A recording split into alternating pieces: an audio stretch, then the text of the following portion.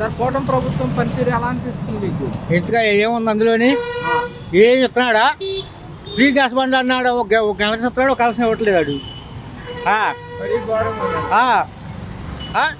అమ్మఒడు అన్నాడు, 1500 అన్నాడు, free bus అన్నాడు, ఏదైనా ఇచ్చాడా? ఎత్తు కూటమి ప్రభుత్వం అన్యాయం.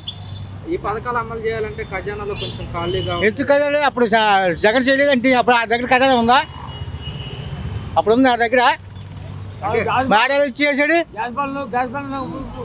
అప్పుడు ఎలా ఇచ్చాడు? అంటే జగన్మోహన్ రెడ్డి ప్రజలకు ఆ పథకాలు ఈ పథకాలు పెట్టి ఖజానా ఖాళీ చేశాడు అనుకో. నేను చెప్తాను, వీళ్ళేం చేశారేంటి? వీళ్ళేం చేశారా? ఏం చేశాడు? ఎవరికా నీకు ఇచ్చాడా?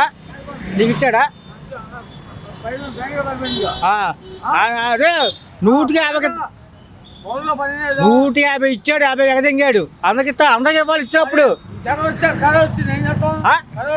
ఇప్పుడు కరోనా వచ్చినప్పుడు పచ్చిపెట్టలేదాడు.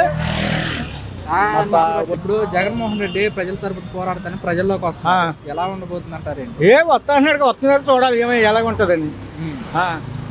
వస్తే మరి ఇప్పుడు ఇలా రావటం వల్ల వైఎస్ఆర్ ఈ పట్టు వస్తే మళ్ళీ ఆడే వస్తాడు అయ్యా. ఎవరు? జగనే వస్తాడు. ఏంటి అంటున్నా? అంతే వస్తాడు. ఇప్పుడు జనాల మీద వ్యతిరేక వచ్చేసింది అప్పుడేని. ఎవరు చూసినా అమ్మఒడులు తిడుతున్నారు. అమ్మఒడి ఇచ్చాడా? పిల్లలకి ఇది ఇచ్చాడా? అంటే వచ్చే సంవత్సరం వేస్తామన్నారు. వచ్చే మరి ఈ సంవత్సరం వేయాలి కదా. వచ్చే సంవత్సరం ఈ సంవత్సరం వాళ్ళు ఊరుకోరు కదా కట్టించుకోవడం. వాళ్ళు స్కూల్ యాజమాన్యం ఊరుకోరుగా. అమ్మఒడి ఏ సంవత్సరం ఆ సంవత్సరమేగా. మరి ఇప్పుడు జగన్మోహన్ రెడ్డి అంటున్నట మా ప్రభుత్వ అధికారులు ఆడొత్తోది ఈ బాడికి వేసేసేవాడు, మొత్తం అన్ని ఇచ్చేవాడు ఈ బాడికి. విద్యా వ్యవస్థ ఎలా ఉంది జగన్మోహన్ రెడ్డి ప్రభుత్వం? ఏం నాశనం, సర్వనాశనం అయిపోయింది స్కూల్. మళ్ళీ శుభ్రం చేశాడు, మళ్ళీ నాశనం చేశాడు. ఇప్పుడు అంటే అది అంటాడు, ఇది అంటాడు. ఉండే కొద్ది ఈ గవర్నమెంట్ స్కూల్ కూడా ఉండవు, తీసేస్తారు. అన్ని ప్రైవేట్ స్కూల్కి ఇస్తున్నాడు వీడు బాగా.